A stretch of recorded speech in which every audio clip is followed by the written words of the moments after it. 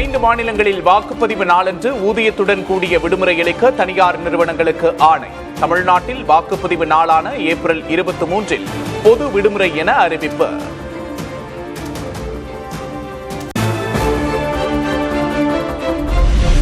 புதுச்சேரியில் தேசிய ஜனநாயக கூட்டணி வேட்பாளர்களை ஆதரித்து இன்று பரப்புரை செய்கிறார் பிரதமர் மோடி. 5 அடுக்கு பாதுகாப்பு, 2000க்கும் அதிகமான காவல் மற்றும் துணை ராணுவ படையினர் குவிப்பு.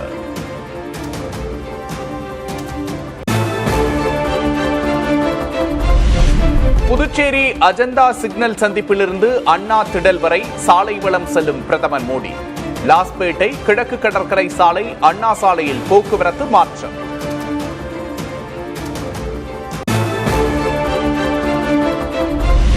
திமுக நிர்வாகிகளோடு கட்சித் தலைவரும் முதல்வருமான மு.க. ஸ்டாலின் ஆலோசனை. தேர்தல் பணிகள் தொடர்பாக வேட்பாளர்கள், மாவட்ட செயலாளர்கள் உள்ளிட்டோருக்கு காணொலி வாயிலாக அறிவுரை.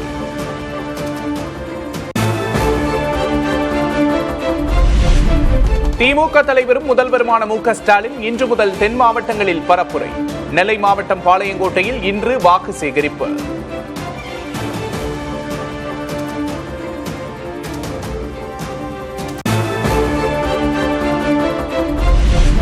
அதிமுக பொதுச் செயலாளரும் எதிர்க்கட்சித் தலைவருமான எடப்பாடி பழனிசாமி இன்று மாலை வாணியம்பாடியில் பரப்புரை. ராணிப்பேட்டை மாவட்ட வேட்பாளர்களை ஆதரித்து ஆற்காட்டில் வாக்கு சேகரிக்கவும் ஏற்பாடு.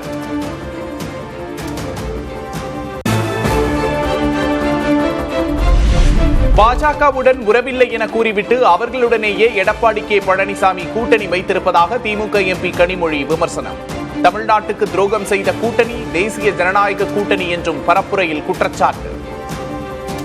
அதே யாரோட நாங்க கூட்டணி வச்சது தப்பு அப்படின்னு சொன்னாரோ, இன்னைக்கு அதே மேடையில நின்று கொண்டு கைகோர்த்து கொண்டு அந்த பிஜேபி கூட்டணியிலே தன்னை ஐக்கியமாக்கி கொண்டிருக்கக்கூடிய, மாற்றி மாற்றி பேசிக் கொண்டிருக்கக்கூடிய எடப்பாடி பழனிசாமியை நாம் அடையாளம் கண்டு இந்த தேர்தலிலே சரியான பாடத்தை புகட்ட வேண்டும்.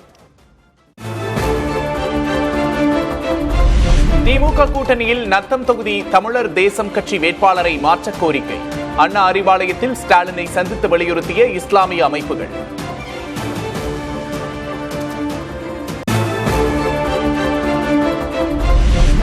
துணை முதல்வர் உதயநிதி ஸ்டாலின் சேப்பாக்கம் திருவல்லிக்கேணி தொகுதியில் பரப்புரை. சாலையில் நடந்து சென்று மக்களிடையே வாக்கு சேகரிப்பு.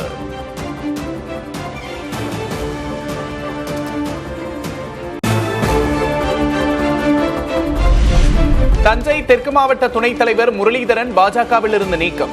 வேட்பாளர் பட்டியல் வெளியாகும் முன்பே தஞ்சையில் வேட்புமனு தாக்கல் செய்ததால் நடவடிக்கை.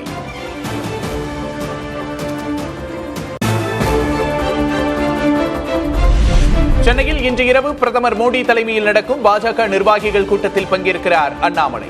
அழைப்பு விடுக்கப்பட்டுள்ள நிலையில் கேரளா பரப்புரையை முடித்துக் கொண்டு சென்னை வருகிறார்.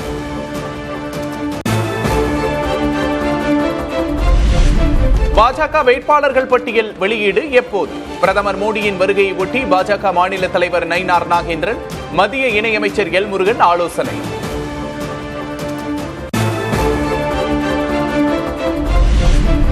நரி ஆட்டுத்தோலை உரிப்பது போல மக்களிடம் வரியை பிடுங்கி இலவசங்களை தருவதாக சீமான் விமர்சனம்.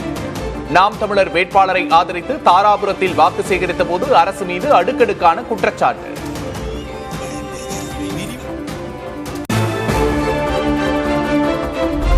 சென்னை தியாகராய நகர் தொகுதியில் தாவேக பொதுச் செயலாளர் ஆனந்த் பரப்புரை. கோடம்பாக்கத்தில் வீடு வீடாக சென்று வாக்கு சேகரித்தார்.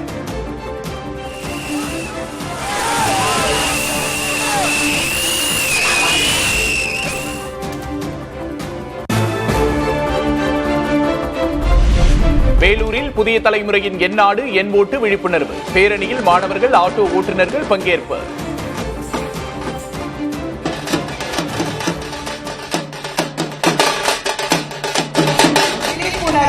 விழிப்புணர்வுடன் வாக்களிப்போம் என்றும் உறுதி கூறுகிறோம்.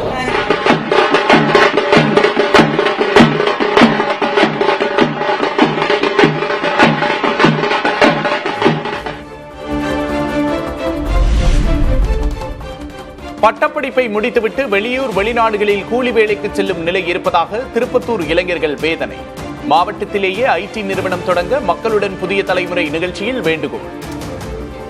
ஒரு பிஇ சிவில் இன்ஜினியர் பண்ணவன் சிங்கப்பூரில் போய் டவர் கட்டுற வேலைக்கு போயிட்டு இருக்காங்க. இங்கே ஒரு பெரிய டிகிரி படித்தவங்க பெங்களூரில் போய் பானிபூரி கடை வைக்கிற சூழ்நிலை தான் இருக்குது. திருப்பத்தூர் மாவட்டத்தில் வேலை வாய்ப்பே இல்லைங்க. இன்ஜினியரிங் ஸ்டூடெண்ட் பாயிண்ட் ஆஃப் வியூவில் வந்து பார்த்தா இங்கே நாங்கள் வந்து ஜாயின் பண்ணும்போது 100% பிளேஸ்மெண்ட்டுன்னு சொல்லி தான் இங்கே நியர்பைல இருக்க எல்லா காலேஜும் அப்படி தான் சொல்கிறாங்க. பட் இங்கேருந்து நாங்கள் பிளேஸ்மெண்ட் வெளில போனோன்னா லைக் பெங்களூர் போனோம், சென்னை, ஹைதராபாத் அந்த மாதிரி போனோமே தவிர எங்கள் சரௌண்டிங்லேயே எங்களுக்கு ஒரு நல்ல ஒரு ஐடி கம்பெனி கூட இல்லைன்னு இந்த மாதிரி சொல்லலாம்.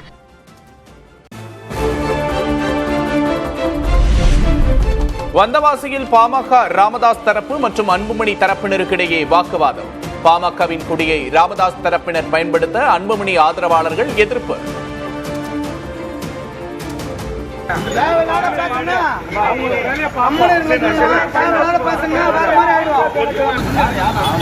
கட்சியோட பொதுச் செயலாளர், பாட்டாளி மக்கள் கட்சியோட பொதுச் செயலாளர் டாக்டர் ஐயா அவருடைய கட்சி கொடிகளை தான் அது அவர் உருவாக்கினது தான். அது என் தோல் மேல இருந்து கருத்து சொல்லும்போது நீங்க எல்லாம் மாத்திட்டு தான் இருக்கீங்க. ஒன்றும் பிரச்சனை, நான் பிரச்சனை பண்ண விரும்பல. சென்னை எழும்பூர் ரயில் நிலையத்தில் வழக்கம் போல புறநகர் ரயில் சேவை தொடங்கியது. 2 நாட்களுக்கு முன்பே பராமரிப்பு பணிகள் நிறைவடைந்ததால் இன்றே பழையபடி சேவை தொடக்கம்.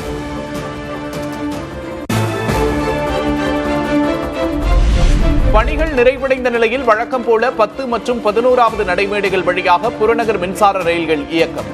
40 நாட்களுக்கு மேலாக சந்தித்து வந்த பிரச்சனை முடிவுக்கு வந்ததாக பயணிகள் நிம்மதி.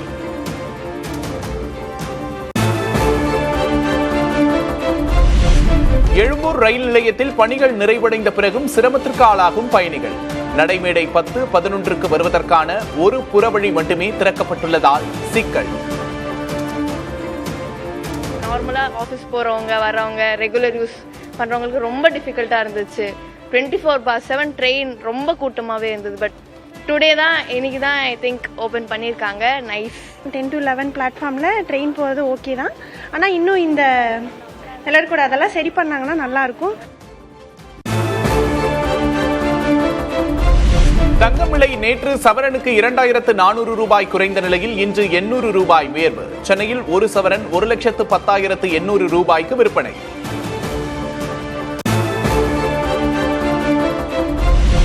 சென்னையில் 1 கிலோ வெள்ளியின் விலை 2,55,000 ரூபாயாக தொடர்கிறது. 255 ரூபாயாகவே நீடிக்கும் 1 கிராம் வெள்ளியின் விலை.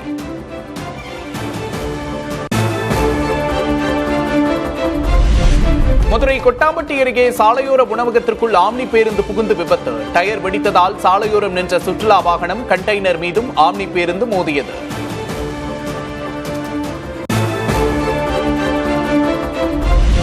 கோவை வெள்ளையங்கிரி மலையேறிய கல்லூரி மாணவர் மயங்கி விழுந்து உயிரிழப்பு. உடல் தகுதியை உறுதி செய்த பின்னரே மலையேற வேண்டுமென வனத்துறை எச்சரிக்கை.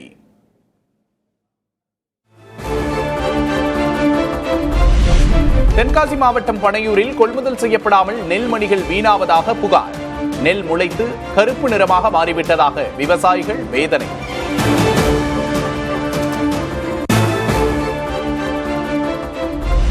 இயேசு சிலுவையில் அறையப்பட்டதை நினைவுகூரும் புனித வெள்ளி கடைபிடிப்பு. சிலுவை பாதை ஊர்வலத்தில் திரளானோர் பங்கேற்பு.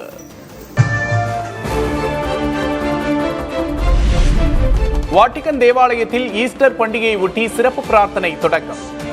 பாதம் கழுவும் சடங்கில் போப் லியோ பங்கேற்பு.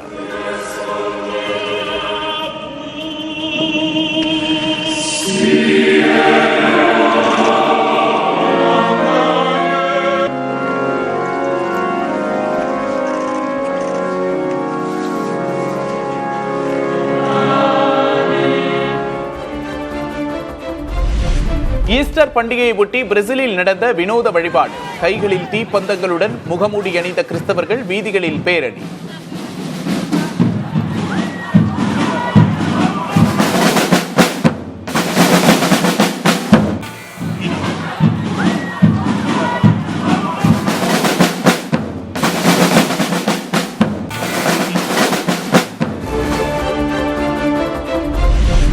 உலகின் மிகப்பெரிய புனித வார ஊர்வலம் குவாத்தமாலாவின் ஆண்டிகுவா நகரில் தொடங்கியது. பாரம்பரிய ஊதா நிற அங்கிகளை அணிந்த ஆயிரக்கணக்கான கத்தோலிக்க பக்தர்கள் பங்கேற்பு.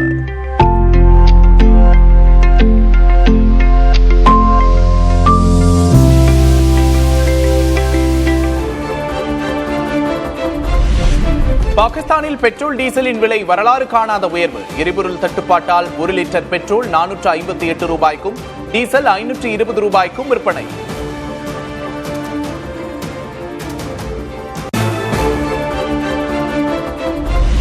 குவைத் மினா அல் அஹ்மதி சுத்திகரிப்பு நிலையத்தில் ட்ரோன் தாக்குதல்.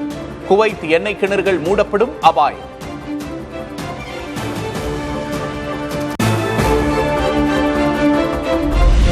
அமெரிக்காவின் 2வது F-35 போர் விமானத்தை சுட்டு வீழ்த்தியதாக ஈரான் புரட்சிகர காவல்படை அறிவிப்பு. விமானம் முழுமையாக அழிந்துவிட்டதாகவும் விமானி தப்பியிருக்க வாய்ப்பில்லை என்றும் தகவல்.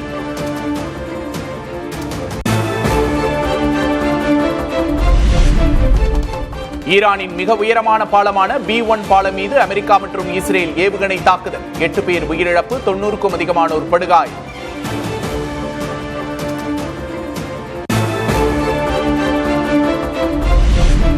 வெளிநாட்டு மருந்துகளுக்கு 100% வரை இறக்குமதி வரி விதிக்கும் புதிய நிர்வாக உத்தரவில் ட்ரம்ப் கையெழுத்து. அமெரிக்காவோடு விலை ஒப்பந்தம் செய்யாத மற்றும் அங்கேயே உற்பத்தி ஆலைகளை அமைக்காத நிறுவனங்களுக்கு வரி.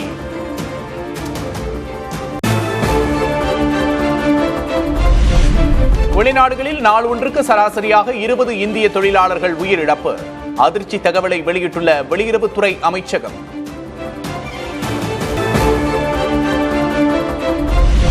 நிலவை நோக்கிய பயணத்தில் ஈடுபட்டுள்ள நாசாவின் ஆர்டெமிஸ் 2 விண்கலம். விண்வெளியிலிருந்து பூமியில் இருப்பவர்களோடு நேரலையில் உரையாடிய வீரர்கள்.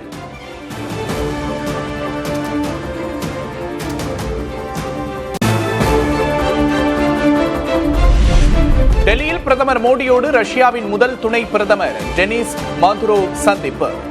இரு நாடுகள் இடையேயான எரிசக்தி, பாதுகாப்பு, வர்த்தக தொடர்புகள் குறித்து இருவரும் ஆலோசனை.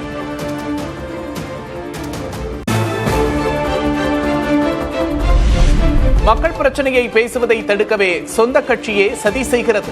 ஆம் ஆத்மி கட்சியின் மாநிலங்களவை துணைத் தலைவர் பதவியிலிருந்து நீக்கப்பட்ட ராகவ் சத்தா குற்றச்சாட்டு.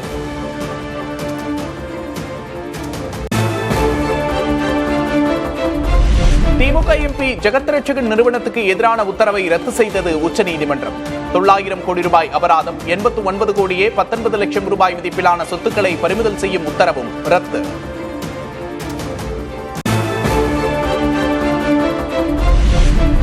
இலங்கை கடற்பகுதியில் சுமார் 500 கோடி ரூபாய் மதிப்பிலான ஹெராயின் பறிமுதல்.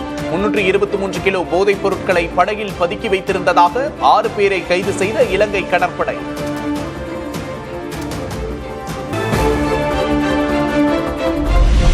ஐபிஎல் கிரிக்கெட் தொடரில் கொல்கத்தாவை வீழ்த்தியது ஹைதராபாத் அணி. அபார பந்து வீச்சால் 65 ரன்கள் வித்தியாசத்தில் வெற்றி பெற்று அசத்தல்.